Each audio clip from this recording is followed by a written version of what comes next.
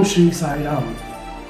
ಸ್ವಾಮಿಯ ದಿವ್ಯ ಚರಣಾರವಿಂದಗಳಿಗೆ ಕುಲಕರ್ಣಿ ಪರಿವಾರದ ಪರವಾಗಿ ಅನಂತ ಕೋಟಿ ನಮಸ್ಕಾರಗಳು.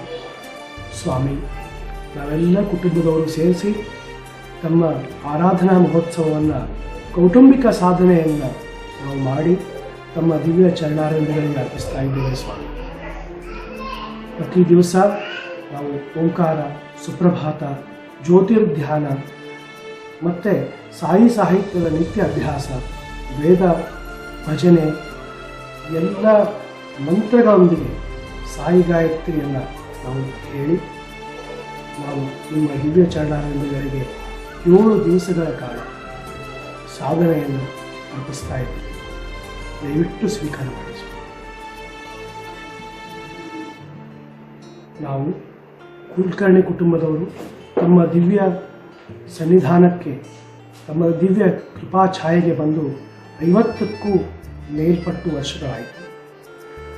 ಪ್ರತಿಯೊಂದು ನಮ್ಮ ಆಗು ಹೋಗುಗಳನ್ನು, ಕಷ್ಟ ಕಾರ್ಪಣ್ಯಗಳನ್ನು, ದುಃಖ ದುಮ್ಮಾನಗಳನ್ನು ತಾವೆಲ್ಲರೂ ದೂರ ಮಾಡುತ್ತಾ ನಮಗೆ ಸುಖ, ಶಾಂತಿ, ಸಂತೋಷ, ನೆಮ್ಮದಿಯನ್ನು ಕಾಲಕ್ಕೂ ತಾವು ಕರುಣಿಸುತ್ತಾ ಬಂದಿದ್ದೇವೆ. ಸ್ವಾಮಿ, ತಮಗೆ ನಾವು ಹೇಗೆ ತಾನೇ ತಮ್ಮ ಋಣವನ್ನು ನಾವು ತೀರಿಸಲಿಕ್ಕೆ ಸಾಧ್ಯ ಇದೆ?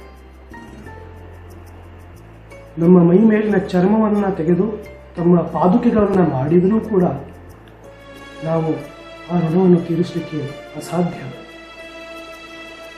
ಒಂದು ತಾಯಿಯ ಋಣವನ್ನೇ ತೀರಿಸಲಿಕ್ಕೆ ಆಗೋದಿಲ್ಲಂತೆ.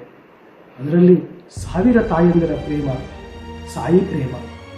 ಆ ಪ್ರೇಮವನ್ನು ನಾವು ಹೇಗೆ ತಾನೇ, ಆ ಕರುಣೆಯನ್ನು, ಆ ಒಂದು ವಾತ್ಸಲ್ಯವನ್ನು, ಆ ಒಂದು ಮಮತೆಯನ್ನು ನಾವು ಹೇಗೆ ತಾನೇ ತೀರಿಸಲಿಕ್ಕೆ ಸಾಧ್ಯ ಇದೆ? ಸ್ವಾಮಿ, ನಾವೆಲ್ಲರೂ ಒಗ್ಗಟ್ಟಾಗಿ ಪ್ರೇಮದೊಂದಿಗೆ ಈ ಸಾಧನೆಯನ್ನು ಮಾಡಿದ್ದೇವೆ. ಅದರ ಒಂದು ವಿಡಿಯೋ ಡಾಕ್ಯುಮೆಂಟ್ರಿಯನ್ನಾಗಿ ಮಾಡಿ ನಮ್ಮ ಚರಣಕ್ಕೆ ಅರ್ಪಿಸ್ತಾ ಇದ್ದೇವೆ. ದಯವಿಟ್ಟು ಅದನ್ನು ಸ್ವೀಕಾರ ಮಾಡಬೇಕಂತ ಕೇಳ್ತಾ ಇದ್ದೀನಿ. ಮತ್ತು ಎಲ್ಲ ನಮ್ಮ ಕುಟುಂಬ ಸದಸ್ಯರಿಗೆ, ಬಂಧು ಬಾಂಧವರಿಗೆ, ಮಿತ್ರವರ್ಗಕ್ಕೆ ಎಲ್ಲರಿಗೂ ತಾವು ಸುಖ, ಶಾಂತಿ, ನೆಮ್ಮದಿ, ಆಯುಷ್ಯ, ಆರೋಗ್ಯ, ಧನ, ಕನಕ, ಸಂಪತ್ತು ಎಲ್ಲವನ್ನೂ ಕೊಟ್ಟು ಕಾಪಾಡಬೇಕು ಅಂತೇಳಿ ನಾನು ತಮ್ಮ ಪಾದಪುತ್ರರಿಗೆ ನಮಸ್ಕರಿಸಿ ವಿನಮ್ರವಾಗಿ ಬೇಡಿಕೊಳ್ತೇನೆ. ಸಮಸ್ತ ಲೋಕಾಃ ಸುಖಿನೋ ಭವಂತು. ಜೈ ಸಾಯಿ.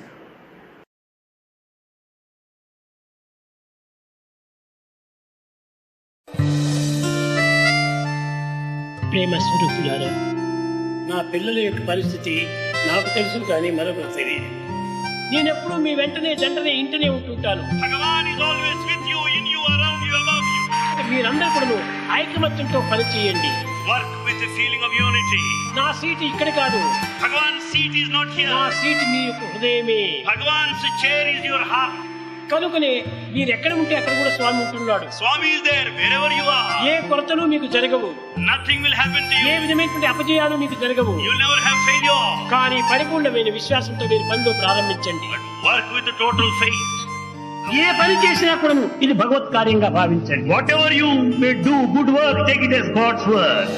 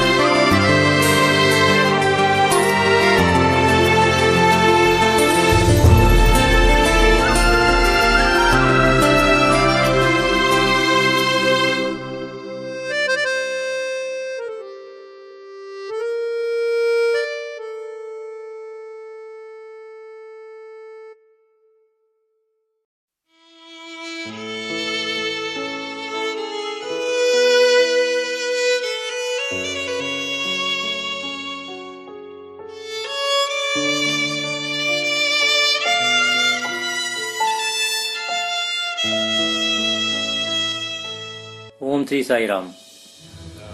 ಭಗವಾನ್ ಶ್ರೀ ಸತ್ಯಸಾಯಿ ಬಾಬಾರವರ ದಿವ್ಯ ಚರಣಾರವಿಂದಗಳಲ್ಲಿ ಕೋಟಿ ಕೋಟಿ ಪ್ರಣಾಮಗಳು.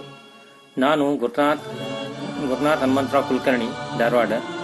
ಬಾಬಾರವರ ಭಕ್ತರಾಗಿದ್ದು ಅವರ ಕೃಪಾಶೀರ್ವಾದ ನಮ್ಮೆಲ್ಲರ ಮೇಲಿದೆ. ನಾವು 1966-67ರಿಂದ ಸ್ವಾಮಿಯ ಪರಿಚಯವಾಗಿದೆ. ಮೇಲಿಂದ ಮೇಲೆ ನಾವು ಪ್ರಶಾಂತಿ ಇಲಾಖೆಗೆ ಹೋಗಿ ಅವರ ದರ್ಶನ ಪಡೆಯುತ್ತಿದ್ವಿ 2-3 ವರ್ಷಕ್ಕೊಮ್ಮೆ. ನಾವು ಸುಮಾರು 1972ರಾಗ ಈಶ್ವರ್ಯ ನಮ್ಮ ಬಂಧುಗಳೊಂದಿಗೆ ಪರಿವಾರದೊಂದಿಗೆ ಪ್ರಶಾಂತಿ ಇಲಾಖೆಗೆ ಭೇಟಿ ಕೊಟ್ಟಾಗ ಸ್ವಾಮಿ ನಮ್ಮೆಲ್ಲರಿಗೂ ಆಶೀರ್ವಾದ ಮಾಡಿದ್ದಾರೆ. ನಾನು ವಿಭೂತಿ ಕೊಟ್ಟು ನಮ್ಮೆಲ್ಲರಿಗೂ ಆಶೀರ್ವಾದ ಮಾಡಿ ನಮಗೆಲ್ಲ ಧೈರ್ಯ ಹೇಳಿದ್ದಾರೆ. ಮತ್ತು 6-7 ವರ್ಷದವನಾಗಿಂದ ಸ್ವಾಮಿಯವರ ಭಜನೆಯಲ್ಲಿ ನಾವು ಪಾಲ್ಗೊಳ್ತಿದ್ವಿ. ಮತ್ತು ನಾವು ಗದಗಿನಲ್ಲಿದ್ದಾಗ ನಮ್ಮ ಮನೆಯಲ್ಲಿ ನಮ್ಮ ಬಂಧುಗಳೊಂದಿಗೆ ಪ್ರತಿ ಗುರುವಾರ ಭಜನೆ ಮಾಡ್ತಿದ್ವಿ. ಮತ್ತು ಪತ್ತೇಪುರ ಇವರ ಮನೆಯಲ್ಲಿಯೂ ಸದಾ ಭಜನೆಗೆ ಭಾಗವಹಿಸ್ತಿದ್ವಿ. ನಾವು ಭಜನೆ ನಮ್ಮ ಮನೆಯೊಳಗೆ ಭಜನೆ ಮಾಡುವಾಗ ಓಣಿಯಲ್ಲಿಯ ಜನರು ನಮ್ಮ ನೆರೆಯವರೆಲ್ಲರೂ ನಮ್ಮ ಭಜನೆ ಕೇಳಿ ಸಂತೋಷ ಪಡ್ತಿದ್ರು. ಸ್ವಾಮಿ ನಮಗೆ ಮೇಲಿನ ಮೇಲೆ ಎಲ್ಲ ಆಪತ್ತಿನಿಂದ ಪಾರು ಮಾಡುತ್ತಿದ್ದಾರೆ. ಒಂದು ಚಿಕ್ಕ ಘಟನೆ, ನಾನು ಸಣ್ಣವರಿದ್ದಾಗ ಅಂದರೆ ಒಂದು 10-12 ವರ್ಷ ಇದ್ದಾಗ ಶಿವರಾತ್ರಿ ಬಂದಿತ್ತು. ಆ ಶಿವರಾತ್ರಿಯ ಹಿಂದಿನ ದಿವಸ ನಾನು ಒಂದು ಬಲಪತ್ರೆ ಗಿಡದ ಮೇಲೆ ಹತ್ತಿ ಪತ್ರೆಗಳನ್ನು ಹರಿಯುವಾಗ ನಾನು ಆಯತಪ್ಪಿ ಬೀಳುವುದರಲ್ಲಿದೆ. ಆವಾಗ ನಾನು ಗಾಬರಿಯಾಗಿ ಸಾಯಿರಾಮ್ ಸಾಯಿರಾಮ್ ಅಂತ ಕೂಗಿದೆ. ಆವಾಗ ಒಂದು ದಿವ್ಯ ಶಕ್ತಿ ಬಂದು ನನ್ನನ್ನು ಎತ್ತಿ ಹಿಡಿದಂತಾಯಿತು. ಸ್ವಾಮಿಯವರೇ ನನ್ನನ್ನು ದೊಡ್ಡ ಆಘಾತದಿಂದ ಪಾರು ಮಾಡಿದ್ದಾರೆ. ಇಂಥ ಸಾಕಷ್ಟು ಪ್ರಸಂಗಗಳಲ್ಲಿ ನಮ್ಮನ್ನು ಸ್ವಾಮಿ ಹರಿಸಿ ಕಾಪಾಡುತ್ತಿದ್ದಾರೆ. ನಾವು ಒಂದು ಹೆಜ್ಜೆ ಮುಂದಿಟ್ಟರೆ ಸ್ವಾಮಿ 10 ಹೆಜ್ಜೆ ಇಟ್ಟು ಅನುಗ್ರಹಿಸುತ್ತಾರೆ. ಅವರ ಪ್ರೇಮ ಅಪಾರವಾದುದು. ಈಗ ಸಾಧನಾ ಫಾರ್ ಆರಾಧನಾ ಅಂತ ಕಾರ್ಯಕ್ರಮದಲ್ಲಿ ಭಾಗವಹಿಸಿದಾಗಿನಿಂದ ನಮಗೆ ವೈಯಕ್ತಿಕ ಹಾಗೂ ಆಧ್ಯಾತ್ಮಿಕ ಮಾರ್ಗದಲ್ಲಿ ಮುನ್ನಡೆಯಲು ನಮಗೆ ಬಹಳ ಸಹಕಾರಿಯಾಗಿದೆ. ನಾವು ನಮ್ಮ ಆಲಸ್ಯತನವನ್ನು ಕಳೆದು ನಾವು ಒಳ್ಳೆಯ ಸನ್ಮಾರ್ಗದಲ್ಲಿ ಮುನ್ನಡೆಯುವಂತೆ ಸ್ವಾಮಿ ನಮಗೆ ಅನುಗ್ರಹಿಸಿದ್ದಾರೆ. ಮತ್ತು ಸ್ವಾಮಿಯವರು ನಮ್ಮನ್ನು ಈ ಕರೋನಾ ಹಾವಳಿಯಿಂದ ತಪ್ಪಿಸಿ ಮುಕ್ತ ಮಾಡುತ್ತಾರೆ. ಅಲ್ಲದೆ ಈ ಭವಸಾಗರವನ್ನು ಅವರು ದಾಟಿಸುತ್ತಾರೆ ಎಂಬುದರಲ್ಲಿ ಎಳ್ಳಷ್ಟು ಸಂಶಯವಿಲ್ಲ. ಸ್ವಾಮಿಯ ಕೃಪಾಶೀರ್ವಾದ ನಮ್ಮೆಲ್ಲರ ಮೇಲೆಯೂ ಇರಲಿ. ಜೈ ಸಾಯಿರಾಮ್. ಭಗವಾನ್ ಶ್ರೀ ಸತ್ಯಸಾಯಿ ಬಾಬಾ ಅವರ ಚರಣಾರವಿಂದಗಳಲ್ಲಿ ನನ್ನ ಅನಂತ ಕೋಟಿ ಪ್ರಣಾಮಗಳು. ನಾನು ನನ್ನ ಜೀವನದಲ್ಲಿ ಒಂದು ಅತ್ಯಮೂಲ್ಯವಾದ ಮರೆಯಲಾಗದ ಘಟನೆಯನ್ನು ಈ ಸಂದರ್ಭದಲ್ಲಿ ತಮ್ಮೆಲ್ಲರ ಜೊತೆಗೆ ಹಂಚಿಕೊಳ್ಳಲು ಇಷ್ಟಪಡ್ತೇನೆ. ಏನು ಅಂತಂದರೆ, ನಾವು ಮುಂಚೆಲ್ಲ ಸರ್ವಿಸ್ ಹೋಗ್ತಾ ಇದ್ವಿ ಬೃಂದಾವನಕ್ಕೆ, ಪುಟ್ಪಟ್ಟಿಗೆ. ಆವಾಗ ಸರ್ವಿಸ್ ಮುಗಿದ ಮೇಲೆ, ಸೇವೆ ಮುಗಿದ ಮೇಲೆ ನಮಗೆ ಬಾಬಾ ಅವರು ಒಂದು ಪಾದ ನಮಸ್ಕಾರ ಕೊಟ್ಟು ನಮಗೆಲ್ಲ ಅನುಗ್ರಹಿಸಿದ್ರು, ಆಶೀರ್ವದಿಸಿದ್ರು. ನಮ್ಮಿಂದ ಪತ್ರ ಲೆಟರ್ ತಗೋತಾ ಇದ್ರು. ಇದು ಇಂಥ ಒಂದು ಸಂದರ್ಭದಲ್ಲಿ 1995-96 ನನಗೆ ಎಕ್ಸಾಕ್ಟ್ ನೆನಪಿಲ್ಲ. ಅವತ್ತು ನಂದು ಸರ್ಟಿಫಿಕೇಟ್ ಪ್ರಕಾರ ಬರ್ತ್ಡೇ ಇತ್ತು, 12/7/63. ಅಂದರೆ 12 ಜುಲೈ 12ನೇ ತಾರೀಕಿತ್ತು ಅವತ್ತು ಸ್ವಾಮಿಗೆ ದರ್ಶನ ಕೂತ್ಕೊಂಡಿದ್ವಿ. ಸರ್ವಿಸ್ ಮುಗಿಸ್ಕೊಂಡ್ಬಂದಿದ್ವಿ ಪುಟ್ಪಟ್ಟಿಯಲ್ಲಿ. ಅಲ್ಲೇ ಕುಲ್ವಂತ್ ಹಾಲ್ನಲ್ಲಿ ಕೂತ್ಕೊಂಡಾಗ ಸ್ವಾಮಿ ದರ್ಶನ ಕೊಡ್ಲಿಕ್ಕೆ ಬಂದು ನಾವೆಲ್ಲ ಕೂತ್ಕೊಂಡಿದ್ವಿ. ಆದರೆ ಸ್ವಾಮಿ ನಮ್ಮ ಹತ್ರ ಬರಲೇ ಇಲ್ಲ. ಬೇರೆ ಎಲ್ಲ ಕಡೆ ಓಡಾಡಿ ತಿರುಗಿ ರೂಮ್ಗೆ ಹೋಗ್ಬಿಟ್ರು. ನಮಗೆಲ್ಲ ತುಂಬ ಒಂಥರ ಬೇಜಾರಾಗಿತ್ತು. ಸ್ವಾಮಿ ನಮ್ಮ ಹತ್ರ ಬರಲಿಲ್ಲ, ಆಶೀರ್ವಾದ ಆಗಲಿಲ್ಲ ಅಂತೇಳಿ.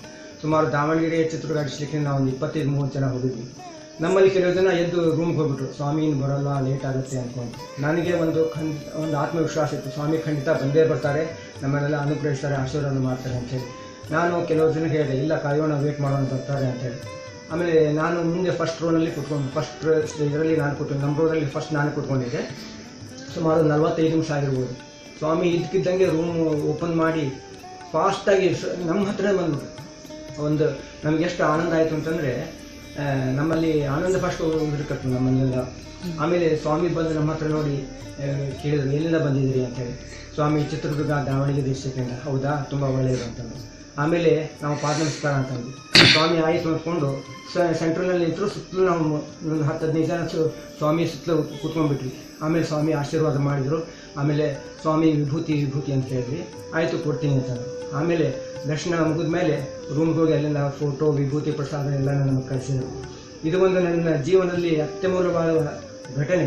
ಆಮೇಲೆ ನಮ್ಮ ಜನ ಕೆಲವೊಂದು ನಮ್ಮ ಸರ್ವಿಸ್ ಜೊತೆ ನಮ್ಮ ಸಹಪಾಠಿಗಳು ಏನಿತ್ತು ತಂದರು, ಅವರು ನನಗೆ ಎಲ್ಲ ಇದು ಮಾಡ್ಕೊಟ್ರು. ಕುಲ್ಕರ್ಣಿ, ನಿಮ್ಮಿಂದ ನಾವು ಇವತ್ತು ಸ್ವಾಮಿಯ ದರ್ಶನ ಪಡೆಯುವಂತಾಯಿತು ಅಂತ ಹೇಳಿ ನನಗೆ ಪ್ರೇಸ್ ಮಾಡ್ಕೊಟ್ರು. ನಾನು ಹೇಳಿದೆ, ಅದೆಲ್ಲ ಸ್ವಾಮಿ ಅನುಗ್ರಹ ಇತ್ತಂದರೆ ಎಲ್ಲರಿಗೂ ಹಾಗೆ ಆಗುತ್ತೆ, ಇದಕ್ಕೆ ನಾನು ಕಾರಣ, ನಿಮಿತ್ತ ಕಾರಣ ಅಷ್ಟೇ ಅಂತೇಳಿ. ಅದಕ್ಕೆ ಇದೊಂದು ಘಟನೆಯನ್ನು ನಾನು ತಮ್ಮಲ್ಲಿ ಹಂಚಿಕೊಳ್ಳೋಕ್ಕೆ ಇಷ್ಟಪಡ್ತೇನೆ. ಸ್ವಾಮಿಗೆ ನನ್ನ ಒಂದು ಸಂದರ್ಭವನ್ನು ಅವರ ಪಾದದಲ್ಲಿ ಸಮರ್ಪಣೆ ಮಾಡಲಿಕ್ಕೆ ಇಷ್ಟಪಡ್ತೇನೆ. ಜೈ ಸಾಯಿರಾಮ್. ಓಂ ಶ್ರೀ ಸಾಯಿರಾಮ್. ಭಗವಾನ್ ಶ್ರೀ ಸತ್ಯ ಸಾಯಿ ಬಾಬಾರವರ ಚರಣ ಕಮಲಗಳಿಗೆ ನನ್ನ ಅನಂತ ಕೋಟಿ ಪ್ರಣಾಮಗಳು. ಭಗವಾನರ ಅನುಗ್ರಹವು ನನ್ನ ಜೀವನದಲ್ಲಿ ಪ್ರತಿ ಹೆಜ್ಜೆ ಹೆಜ್ಜೆಗೂ ಕಂಡು. ಕೆಲವೊಂದು ಮರೆಯಲಾದಂತಹ ಘಟನೆಗಳಲ್ಲಿ ಒಂದೆರಡು ಘಟನೆಗಳನ್ನ ನಿಮ್ಮೆಲ್ಲರೊಂದಿಗೆ ಹಂಚಿಕೊಳ್ಬೇಕಂತ ನಾನು ಬಯಸ್ತೇನೆ.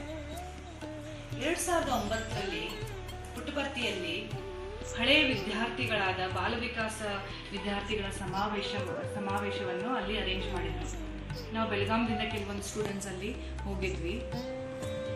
ಸಮಾವೇಶದಲ್ಲಿ ಸಾಯಿ ಕುಲ್ವಂತ್ ಹಾಲಲ್ಲಿ ಎಲ್ಲಿ ಕೂತ್ಕೋಬೇಕಂತ ನಮಗೆ ಕೆಲವು ಟೋಕನ್ ಅನ್ನ ಅಲಾಟ್ ಮಾಡಿದ್ರು. ನಂದೊಂದು 36 ನಂಬರ್ ಇರ್ಬೋದು. ಸೊ ಆ 36 ನಂಬರ್ ಪ್ರಕಾರ ನನಗೆ ಒಂದು 3rd ಅಥವಾ 4th ಲೈನ್ ಸಿಗ್ಬೋದು ಅಂತ ನಾನು ಅನ್ಕೊಂಡಿದ್ದೆ. ಸಮಾವೇಶದ ದಿನ ಎಲ್ಲರೂ ಮಧ್ಯಾಹ್ನ ಒಂದು 3 ಗಂಟೆಗೆ ಎಲ್ಲರೂ ಅಲ್ಲಿ ವೇಟ್ ಮಾಡ್ತಾ ಇದ್ದೀವಿ. ಒಂದು 2 ಅವರ್ ವೇಟ್ ಮಾಡಾದ್ಮೇಲೆ ಎಲ್ಲರಿಗೂ ಆತರ ಇನ್ನೇನು ನಾವು ಕುಲ್ವಂತ್ ಹಾಲ್ ಹೋಗ್ಬೇಕು, ಸ್ವಾಮಿಯನ್ನ ಹತ್ತಿರದಿಂದ ನೋಡ್ಬೇಕಂತ ಎಲ್ಲರೂ ಆತರ ಪಡ್ಕೊಂಡು ತಮ್ಮೆಲ್ಲ ಟೋಕನ್ ನಂಬರ್ಸ್ಗಳನ್ನ ಮರೆತು ಎಲ್ಲರೂ ಓಡಕ್ಕೆ ಸ್ಟಾರ್ಟ್ ಮಾಡಿಬಿಟ್ರು. ಹಿಂದಿನವರೆಲ್ಲ ಮುಂದೆ ಹೋದ್ರು, ಮುಂದಿನವ್ರು ಹಿಂದೆ ಹೋದ್ರು. ನನಗೆ ತುಂಬಾ ಬೇಜಾರಾಯ್ತು, ಸ್ವಾಮಿ ನನ್ನ ನಂಬರ್ ಹೋಗ್ಬಿಟ್ಟಲ್ಲ ಅಂತ ಅನ್ಕೊಂಡು ನಾನು ಹೋಗ್ತೇನೆ. ಸಾಯಿ ಕುಲ್ವಂತ್ ಹಾಲ್ ಎಂಟ್ರ್ ಮಾಡಿ ನೋಡಿದ್ರೆ ಮೊದಲೇ ಬ್ಲಾಕ್ ಎಲ್ಲ ಫುಲ್ ಆಗಿಬಿಟ್ಟಿತ್ತು. ಎಲ್ಲರೂ ಕೂತ್ಕೊಂಡ್ಬಿಟ್ಟಿದ್ರು, ಒಂದು ಸ್ಥಳನೂ ಇರಲಿಲ್ಲ. ನನಗಿನ್ನೂ ಬೇಜಾರಾಯ್ತು. ಅಯ್ಯೋ ಸ್ವಾಮಿ, ಇನ್ನೇನು 3rd 4th ಲೈನ್ ಅಲ್ಲ, ಇನ್ನೇನು ಅಲ್ಲಿ ಸ್ಥಾನನೇ ಇಲ್ಲ ಕೂತ್ಕೊಳ್ಳೋಕೆ ಅಂತ ಇನ್ನೂ ಬೇಜಾರಾಗಿ ಹೋಗ್ಬಿಡ್ತು. ಅಷ್ಟರಲ್ಲಿ ಒಬ್ರು ಸೇವಾದಳು ಬರ್ತಾರೆ. ಅವ್ರು ಹೇಳ್ತಾರೆ, ನೀನು ಹೋಗಿ ಅಲ್ಲಿ 2ನೇ ಬ್ಲಾಕಲ್ಲಿ ಕೂತ್ಕೊಂಡು ಅಂತ ಹೇಳ್ತಾರೆ. ಅಲ್ಲಿ ಹೋಗಿ ನೋಡ್ತೇನೆ, ಇಡೀ ಬ್ಲಾಕ್ ಖಾಲಿ ಇತ್ತು. ನನಗೆ ಹೋಗಿ ಮೊದಲೇ ಒಂದು ಲೈನಲ್ಲೇ ನನಗೆ ಸ್ಥಾನ ಸಿಕ್ಬಿಡ್ತು. ನನಗೆ ಇಷ್ಟು ಸಂತೋಷ ಆಯ್ತಂದ್ರೆ ಅಂತ ನನಗೆ ಇನ್ನೇನು ಸ್ವಾಮಿ ಬಂದರು. ಎಲ್ಲರೂ ಎಷ್ಟು ಹೊತ್ತಿಂದ ಏನ ವೇಟ್ ಮಾಡ್ತಾ ಇದ್ದು ಆ ಸಮಯ ಬಂತು. ಸ್ವಾಮಿ ನನ್ನ ಎದುರುಗಡೆಯಿಂದನೇ ಹೋದ್ರು. ಆದ್ರೆ ಸ್ವಾಮಿ ನಂಗೆ ನೋಡ್ಲಿಲ್ಲ. ಆವಾಗ ನಾನು ಅನ್ಕೊಂಡೆ, ಸ್ವಾಮಿ ನೀನು ನೋಡ್ಬಿಟ್ಟಿದ್ರೆ ನನ್ನನ್ನು ಎಷ್ಟು ಒಳ್ಳೇದಾಗ್ತಿತ್ತು, ಎಷ್ಟು ಚೆನ್ನಾಗಿರ್ತಿತ್ತು ಅಂತ ನನಗೆ ಅನ್ನಿಸ್ತು. ಸ್ವಾಮಿ ಮುಂದೆ ಹೋಗ್ತಾರೆ. ಮುಂದೆ ಹೋದ ತಕ್ಷಣ ಸಡನ್ ಆಗಿ ಅವ್ರು ಹಿಂದೆ ಹೊಳ್ಳಿ ನನ್ನ ಕಣ್ಣಲ್ಲೇ ನೋಡಿದ್ರು. ಎಷ್ಟೋ ಸೆಕೆಂಡ್ಸ್ಗಳ ಕಾಲ ಅವ್ರು ನನ್ನ ಕಣ್ಣಲ್ಲೇ ನೋಡ್ತಾ ಇದ್ರು. ಅದೊಂದು ನೋಡಿದ್ಮೇಲೆ ನನಗೇನು ಅನುಭವ ಆಯ್ತಂದ್ರೆ, ನಾನು ಇಷ್ಟು ದಿನ ಮಾಡಿದ್ದೆ ಏನು ಪಾಪ, ಏನೇನು ಕರ್ಮಗಳಿದೆ ಅದೆಲ್ಲ ತೊಳೆದು ಹೋಯ್ತು ಅಂತ ನನಗನ್ನಿಸ್ತು. ಅದೇ ಒಂದು ದಿನ, ಇನ್ನು ನೆಕ್ಸ್ಟ್ ಡೇಯಿಂದ ಒಂದು ಹೊಸ ದಿನ ಶುರು ಆಯ್ತು. ಒಂದು ಹೊಸ ಹುರುಪು, ಹೊಸ ಹುಮ್ಮಸ್ಸು. ನನ್ನ ಜೀವನದ ಒಂದು ಪರ್ಪಸ್ ಎಲ್ಲ ಚೇಂಜ್ ಆಗೋಗ್ಬಿಡ್ತು. ಇನ್ನು 2ನೇ ಘಟನೆ ಹೇಳ್ಬೇಕಂದ್ರೆ, ನನ್ನ ಮಗಳು ತ್ರೈ, ಅವಳು 5 ತಿಂಗಳಿದ್ದಾಗ ನಾವೆಲ್ಲರೂ ಅವಳನ್ನ ಕರ್ಕೊಂಡು ಪುಟ್ಟಪರ್ತಿಗೆ ಹೋಗಿದ್ವಿ. ಅವಳು ಮೊದಲೇ ಬಾರಿ ಪುಟ್ಟಪರ್ತಿಯನ್ನು ನೋಡ್ತಾ ಇದ್ದವಾಗ 3 ದಿನ ಇಲ್ಲಿದ್ವಿ. 3 ದಿನ ಆದ್ಮೇಲೆ ಗಣೇಶ್ ಗೇಟ್ ಹತ್ರ, ಅಂದ್ರೆ ಗಣೇಶ್ ಮಂದಿರ್ಗೆ ಪ್ರದಕ್ಷಿಣೆಯನ್ನ ಹಾಕ್ಬೇಕಾದ್ರೆ ನಾನು ಮತ್ತು ನನ್ನ ತಾಯಿ ಅಲ್ಲಿ ನೀರು ಕುಡಿಬೇಕಂತ ಹೋದ್ವಿ. ತ್ರೈ ಅಕ್ಷಯ್ ಅವ್ರ ಹತ್ರ ಅಕ್ಷಯ್ ಅವರು ಅವಳನ್ನ ಕರ್ಕೊಂಡಿದ್ರು. ಅವ್ರು ಸಡನ್ ಆಗಿ ಅಳಕ್ ಸ್ಟಾರ್ಟ್ ಮಾಡ್ಬಿಟ್ಲು. ಇಷ್ಟು ಹತ್ಲಂತೆ, ಅಂದ್ರೆ ಅವಳು ಗೋಣು ಇನ್ನೂ ನಿಂತಿರ್ಲಿಲ್ಲ. ಸಡನ್ಲಿ ಹಿಂದೆ ಮಾಡಿ ಉಸಿರು ಹಿಡಿದು ಜೋರ್ ಒಂದು 1/2 hour ಅವಳು ಹತ್ಲು ಅಲ್ಲಿ. ಸೊ ನಾನು ಬಂದು ನೋಡಿದಾಗ ಅವಳನ್ನು ಅಳ್ತಾನೇ ಇದ್ಲು. ನಾನು ಕರ್ಕೊಂಡಾದ್ಮೇಲೆ ಎಲ್ಲರೂ ಹೆದರ್ಬಿಟ್ವಿ. ಎಲ್ಲರಿಗೂ ಗಾಬರಿ ಆಯ್ತು, ಏನಾಯ್ತಪ್ಪ ಅಂತ ಹೇಳಿ ನಾವು ಇಮಿಡಿಯೇಟ್ ಆಗಿ ಸ್ವಾಮಿ ಹಾಸ್ಪಿಟ್ಲಿಗಲ್ಲಿ, ಜನರಲ್ ಹಾಸ್ಪಿಟ್ಲಿಗೆ ಹೋಗಿ ಅಲ್ಲಿ ಡಾಕ್ಟರ್ನ ತೋರಿಸ್ಬೇಕಂತ ಹೋದ್ವಿ. ಸೊ ಅಲ್ಲಿ ಯಾಕೆ ಹೋಗ್ಬೇಕಂದ್ರೆ ಬೇರೆ ಹಾಸ್ಪಿಟಲ್ಸ್ ಯಾವುದೂ ಬೇಡ, ಯಾಕಂದರೆ ಇಲ್ಲಿ ಸ್ವಾಮಿ ಹಾಸ್ಪಿಟ್ಲಲ್ಲಿ ಎಲ್ಲ ಫ್ರೀಯಾಗಿ ಒಳ್ಳೆ ಡಾಕ್ಟರ್ ನಮಗೆ ಸಿಗ್ತಾರೆ ಅಂತ ನಾವು ಅಲ್ಲಿ ಹೋದ್ವಿ. ಡಾಕ್ಟರ್ ಎಲ್ಲ ಕೇಳಿದ್ರು, ಏನಾಯ್ತು ಅಂತೆಲ್ಲ ಕೇಳಿದ್ರು. ಅದೆಲ್ಲ ಕೇಳಿ ಆದಮೇಲೆ ಅವ್ರ ಒಪಿನಿಯನ್ ಪ್ರಕಾರ ಅವಳಿಗೆ ಫಿಟ್ಸ್ ಆಗಿರ್ಬೋದು ಅಥವಾ ಅವಳಿಗೆ ಸೀಜರ್ಸ್ ಬಂದಿರ್ಬೋದು ಅಂತ ಅವ್ರು ಹೇಳಿದ್ರು. ಅದನ್ನ ಕೇಳಿ ನಮಗೆ ಏನಾಯ್ತು ಅಂದರೆ ಹೇಳಕ್ಕೆ ಆಗ್ಲಾರ್ದಂಗೆ ಇಷ್ಟು ಭಯ ಪಡ್ಕೊಂಡ್ವಿ, ಇಷ್ಟು ಆತಂಕ ಆಯಿತು. ಏನಪ್ಪ ಸ್ವಾಮಿ, ನಾವು ನಿಮ್ಮ ಹತ್ರ ಬಂದಿದ್ದೀವಿ, ಏನಾಗಿ ಹೋಗ್ಬಿಡ್ತಲ್ಲ ಅಂತ ಅದೇ ಒಂದು ಮನಸ್ಥಿತಿಯಲ್ಲಿ ಹಾಗೆ ಬೆಂಗಳೂರಿಗೆ ಬಂದ್ವಿ. ಡಾಕ್ಟರ್ ನಮಗೇನು ಹೇಳಿದ್ರು ಅಂದರೆ, ಇನ್ನು ಮುಂದೆ ಅವಳಿಗೆ ಟೆಸ್ಟ್ ಮಾಡಬೇಕು, ಆ ಟೆಸ್ಟಲ್ಲಿ ಏನು ರಿಸಲ್ಟ್ಸ್ ಬರುತ್ತೆ ಅದ್ರ ಮೇಲೆ ಅವಳಿಗೆ ಔಷಧಿ ಎಲ್ಲ, ಮೆಡಿಸಿನ್ಸ್ ಎಲ್ಲ ಪ್ರಿಸ್ಕ್ರೈಬ್ ಮಾಡ್ತಾರೆ ಡಾಕ್ಟರ್. ನೀವು ಬೆಂಗಳೂರಿಗೆ ಹೋಗಿ ಮಣಿಪಾಲ್ ತೋರಿಸ್ಬೇಕಂತ ಅವರೆಲ್ಲ ನಮ್ಗೆ ಹೇಳಿದ್ರು. ಇನ್ನೇನು ಬೆಂಗಳೂರಿಗೆ ಬರ್ತೀವಿ, ಅದೇ ಮನಸ್ಥಿತಿಯಲ್ಲಿದ್ವಿ, ಅಯ್ಯೋ ಏನಾಗ್ಬಿಡ್ತಿಲ್ಲ ಅಂತ ಹೇಳಿ. ಸೊ ಸೊ ಅದೇ ಒಂದು ಗಾಬರಿಯಲ್ಲಿ ನಾವು ಡಾಕ್ಟರ್ ಅಪಾಯಿಂಟ್ಮೆಂಟ್ ತೊಗೊಂಡು ಮಣಿಪಾಲ್ ಹಾಸ್ಪಿಟಲ್ಗೆ ಹೋದ್ವಿ. ಅಲ್ಲಿ ಹೋಗಿ ಡಾಕ್ಟರ್ಗೆ ಮೀಟ್ ಆದಮೇಲೆ ಡಾಕ್ಟರ್ ಎಲ್ಲ ಕೇಳಿದ್ರು ಏನೇನಾಯಿತು ಎಲ್ಲ ಕೆಲವೊಂದು ಅವ್ರ ಕ್ವೆಶನ್ಸು ಕೇಳಿದರು. ಅದಕ್ಕೆಲ್ಲ ನಾವು ಉತ್ತರ ಕೊಟ್ವಿ. ಸೊ ಕೊನೆಗೆ ಅವ್ರು ಹೇಳ್ತಾರೆ, ಅವಳಿಗೆ ಏನೂ ಆಗಿಲ್ಲ, ನೀವೇನೋ ಗಾಬರಿ ಪಡೋ ಅವಶ್ಯಕತೆ ಇಲ್ಲ, ಅವಳು ಚೆನ್ನಾಗಿದೆ, she is a healthy girl, she is active girl ಅಂತ ಹೇಳಿ ಅವರು ನಮಗೆ ಟ್ರೈನ್ನ ಮನೆಗೆ ಕರ್ಕೊಂಡು ಹೋಗೋಕ್ಕೆ ಹೇಳಿದ್ರು. ಏನೂ ಮೆಡಿಸಿನ್ಸ್ ಇಲ್ಲ, ಏನೂ ಬೇಕಾಗಿಲ್ಲ ಅಂತ ನಮಗೆ ಶೋರ್ ಮಾಡಿದ್ರು. ಸೊ ಈ ಒಂದು ಘಟನೆಯಿಂದ ನಾವು ಸ್ವಾಮಿಗೆ ಪ್ರಾರ್ಥನೆ ಮಾಡಿ ನಮ್ಮ ಅನಂತ ಧನ್ಯವಾದಗಳನ್ನು ಒಪ್ಪಿಸಿದ್ವಿ. ಯಾಕಂದರೆ ನಾವೇನು ಪ್ರಾರ್ಥನೆ ಮಾಡಿದ್ವಿ ಅದಕ್ಕೆ ಸ್ವಾಮಿ ನಮಗೆ ಯಾವುದೋ ಒಂದು ದೊಡ್ಡ ಆತಂಕದಿಂದ, ಯಾವುದೋ ಒಂದು ದೊಡ್ಡ ಭಯಾನಕ ಒಂದು ಏನೋ ಕಷ್ಟ ಬರೋದಿತ್ತೇನೋ ಅದನ್ನು ಅವರು ಪಾರು ಮಾಡಿದ್ರು ಅಂತ ಹೇಳಿ ಅವರಿಗೆ ಒಂದು ಅನಂತ ಧನ್ಯವಾದಗಳನ್ನು ನಾವು ಸಲ್ಲಿಸಿದ್ವಿ. ಜೈ Sairam. Om Shri Sai Ram. When I was in MCE, it took some time to adjust for new place, new surroundings, to adjust with new friends. But I had faith in Swami. I participated in Sai Satya Sai Seva Samiti functions. I came to know what all Samiti functions are there, like Sai Bhajan, Sai Astottara Shatanamani, and Seva Dal function, spiritual function, going for old age home function. Such things I participated in Welcome Samiti. From this, I came to know what all the functions are held in Sai Samiti function. I also attended like Sai Youth Deva Seva Dal function, which has been organized in Belgaum Shahpur Samiti. Without missing any Sundays or Thursdays, I attended Seva Dal functions and Sai Bhajans, and I did my Seva like all functions like Sai birthday, Swami's birthday function, and Swami Aradhani function in Belgaum Samiti. By this, I came to know what all the functions are held together in Sai Samiti. Then by the Swami's blessings, I completed my MCA with first class percentage. While coming back, Sai Samiti people treated me very well, and they gave me Satya Sai small memento while coming back. Thank you. Jai Sai Ram. Om Shri Sai Ram. A very quick instance from my life, not a very dramatic one, but definitely something profound to me personally. It was a Sunday early morning prayer session in my hostel, and some special arrangements were done for the prayer session that particular day. We had the LCD projector screens which showed Swami's videos. It's a good way to connect to Swami, it's a good way to start your day with Swami's darshan. And as you sing Suprabhatam, it feels nice to see Swami's darshan videos. But a very silly thought occurred to me that day, that I was not very happy with the videos that were being shown on that session, because they were videos of Swami in his 90s, where he used to come walking to the darshan hall. He used to move all around the hall and grant Pad Namaskar, go to each and every individual to speak to them. But that's not how the people of our generation have seen Swami. We have seen Swami coming, in the wheelchair, having eye-to-eye contact from a very far off distance. It was a different kind of beauty that we have seen. Now, a thought that occurred to me that day was, it would have been better if they had shown Swami from recent times than showing something very old, because the recent ones are better for us to connect quickly to Swami. The Omkar and Suprabhatam session was done, and we all went back to our rooms. Since it was a Sunday, we didn't have any other sessions coming up, so we just relaxed in our rooms for some time. I was leaning on my bed in the hostel room, and without my notice, I just fell asleep. And something very beautiful happened that day, because Swami granted darshan to me in a very personal way. I would have slept not more than a minute or two, but then he granted darshan to me in his divine form, where he came on a wheelchair, he came directly to me, he spoke to me, he blessed me. And it is still very fresh in my mind, because he did exactly what I had thought of. a silly thought that occurred to me. He gave darshan in the way I had seen Swami physically. Me and my Swami. This is my Swami who is within me, who listens to every silly wish of ours, who knows every smallest tiny thought that passes our mind. He is the source, He is the destination. Ever thankful, ever grateful to our Swami for having been in our lives, for having touched our lives.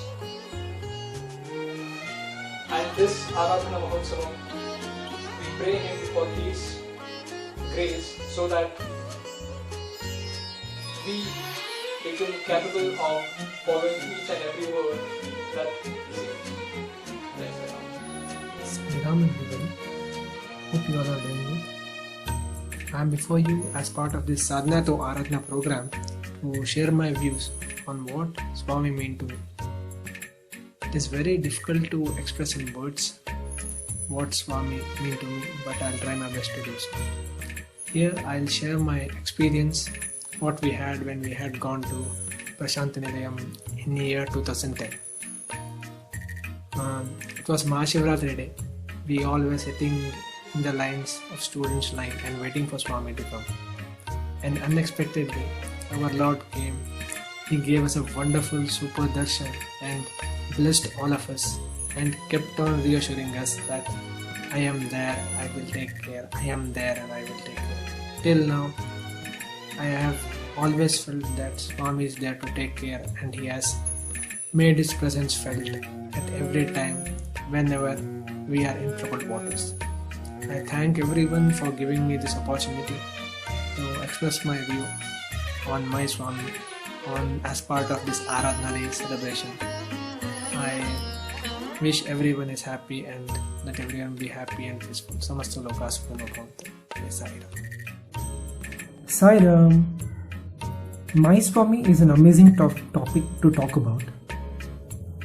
Lot of emotions, lot of memories are going on in my head. I would like to narrate my first darshan experience. I hope Akshana remembers this.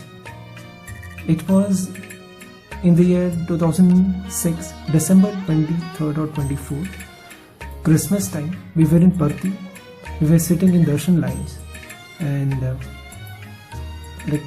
I could relate this because I could feel that instant itself that He is listening to me every second, every minute. So we were sitting in darshan lines, and Swami is sitting on the chair, and we were just looking at Him.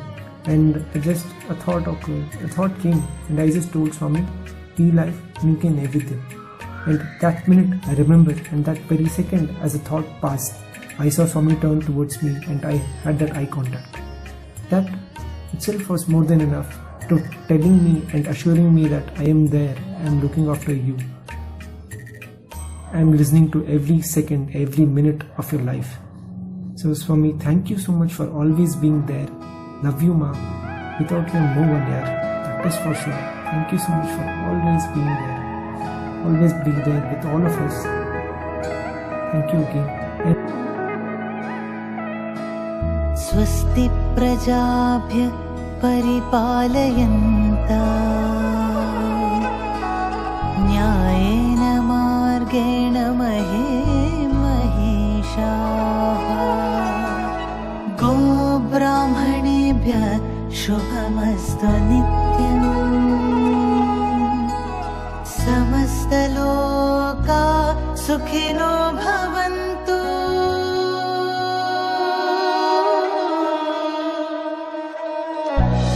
समस्तलोका